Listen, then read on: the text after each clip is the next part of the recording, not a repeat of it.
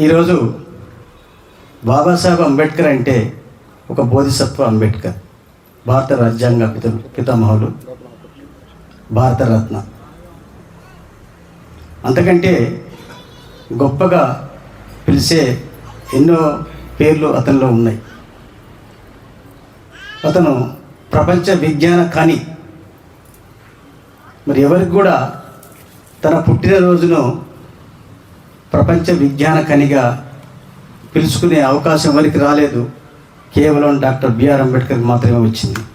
కాబట్టి ప్రపంచంలో విజ్ఞానవంతులు ఎవరంటే బాబాసాహెబ్ అంబేద్కర్. తర్వాత వారి వారసులు కూడా మనం ఎదగాలని చెప్పి మన పిల్లలకు, మన బిడ్డలకు అందరికీ వాళ్ళ ఆదర్శాన్ని తెలియజేయాలని కోరుచున్నాను.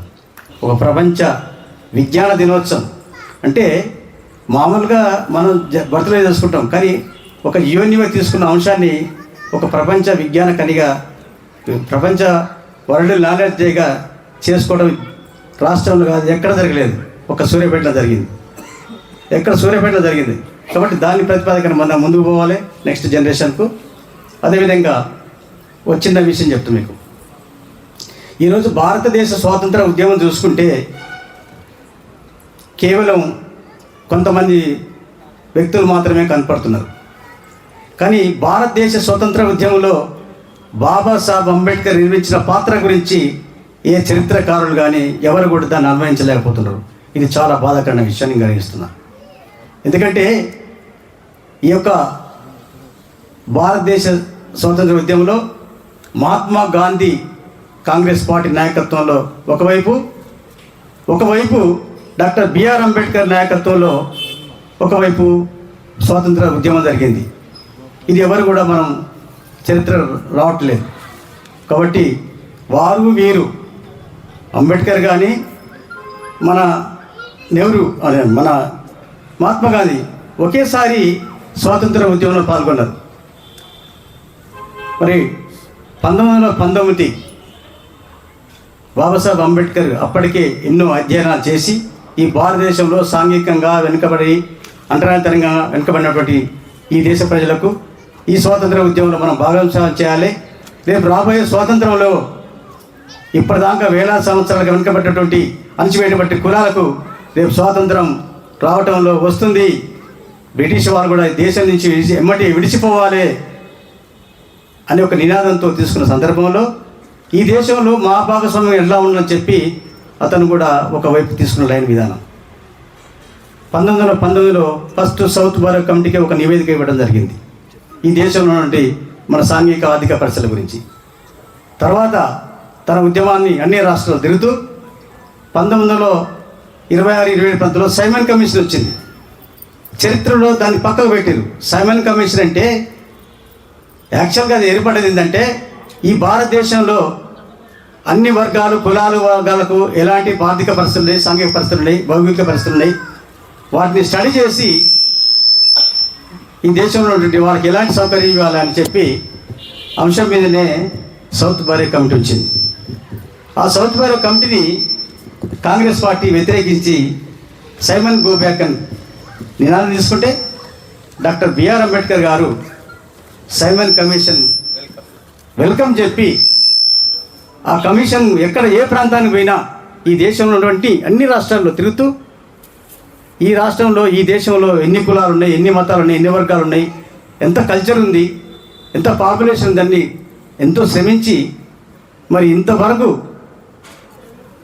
ఇన్ని సంవత్సరాలు వచ్చాయి మీ పోరాటంలో, ఇంగ్లీష్ పోరాటంలో, ఇంగ్లీష్ పరిపాలనలో మా భాగస్వామ్యం ఏంది, పూర్వం నుంచి ఇట్నేమని చెప్పబడటం మీది కూడా మీ ఆంగ్లేయులు కూడా మమ్మల్ని అణచివేయబడుతున్నారు. కానీ ఇక్కడ పరిస్థితి ఉంది, ఉత్పాదక శక్తులు మేము సంపద సృష్టించే మేము కాబట్టి ఇది మా రెఫరెండం, మా యొక్క పరిస్థితి అని చెప్పి సైమన్ కమిషన్కి ఒక రిపోర్ట్ ఇవ్వడం జరిగింది.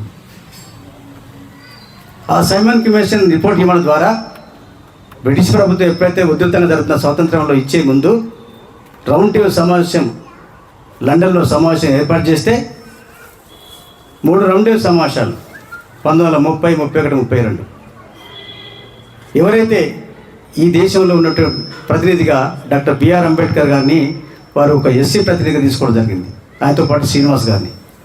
అదేవిధంగా నెహ్రూ గారిని చేస్తే మన యొక్క గాంధీ గారు ఆ సమావేశానికి హాజరు కాలేదు.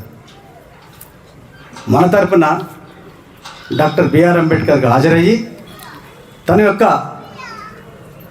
సమావేశంలో మీరు వెంటనే ఈ భారతదేశాన్ని వదిలిపెట్టాలి ఇంగ్లీష్ ప్రభుత్వం వాళ్ళు, ఇక చాలు, మీరు ఇన్ని రోజులు ఈ దేశంలో పరిపాలన చాలు, తక్షణమే ఈ భారతదేశం వదిలిపెట్టి మీ మీ ప్రాంతానికి మీరు వెళ్ళిపోండి, మాకు స్వాతంత్రం ఇవ్వాలని చెప్పి ప్రసంగించడంతో పాటు మాకు వెంటనే మా యొక్క పరిస్థితులను అర్థం చేసుకొని మాకు మంచి పొజిషన్ ఇవ్వాలి, మా భాగస్వామ్యం ఇవ్వాలి, మా దళితులకు, పేద వర్గాలకు, బీసీలకు అసలు చెప్పడం జరిగింది. కానీ ఇక్కడ చరిత్రలో ఎక్కడ చెప్పరు ఇవన్నీ కూడా. ఆయన ప్రసంగాన్ని విన్న తర్వాత అన్ని పత్రికలు తెల్లారి మొత్తం కూడా ఇంత దేశభక్తుందా డాక్టర్ బాబాసాహెబ్ అంబేద్కర్ అని చెప్పి పత్రికలు ప్రశంసిస్తే అప్పుడు కాంగ్రెస్ ప్రభుత్వం, మన కాంగ్రెస్ నాయకులు విని అప్పుడు ఉరుకురు పరుగుల మీద రెండో సమావేశానికి మన మహాత్మా గాంధీ రావడం జరిగింది. మిత్రులారా, అంటే ఈ స్వాతంత్ర ఉద్యమంలో ఎనాలిసిస్ చేయాలి, అందరూ కూడా పంతులు ఉన్నారు, టీచర్లు ఉన్నారు. మనం స్వాతంత్ర ఉద్యమాన్ని బాబాసాహెబ్ అంబేద్కర్ స్వాతంత్ర సమయోధుడిగా మనం బాగా దాన్ని ఇంకా ముందు చెప్పడానికి ఏ పత్రికలు కానీ ఏ సంపాదకు రావటం లేదు. దీన్ని కొంత విశ్లేషణ ద్వారా చేస్తూ దీని మీద కూడా మా ఆరుట్ల జానకిరామరెడ్డి గారు ఈ యొక్క స్వాతంత్ర ఉద్యమంలో బాబాసాహెబ్ అంబేద్కర్ భాగస్వామ్యం ఇంకా చాలా ఉంది, సార్కు ముందర నేను కొన్ని విషయాలు చెప్పాలని చెప్పిన, మరి దాన్ని కూడా నెక్స్ట్ లైన్లో తీసుకొని మీరు మాలో భాగస్వామ్యం అవుతూ మా ఉద్యమానికి మరి మీ అందరం కూడా మీరు మా భాగస్వాములు, బాబాసాహెబ్ అంబేద్కర్ వారసులే కాబట్టి వచ్చే జనరేషన్కు మీరు ఈ ప్రాంతం నుంచి ఎంతో నాయకత్వం వహించి ఎంతోమంది ఉత్తేజనం చేసి మరి చేసే ఉద్యమానికి మీరు సహకరించాలని చెప్పి నేను ముఖ్యంగా మా సహచర మిత్రుడు డాక్టర్ ఆరుట్ల జానకిరామరెడ్డికి విన్నవిస్తూ మరి నాకు అవకాశం ఇచ్చినటువంటి మీ అందరికీ జై భీమ్, జై భారత్.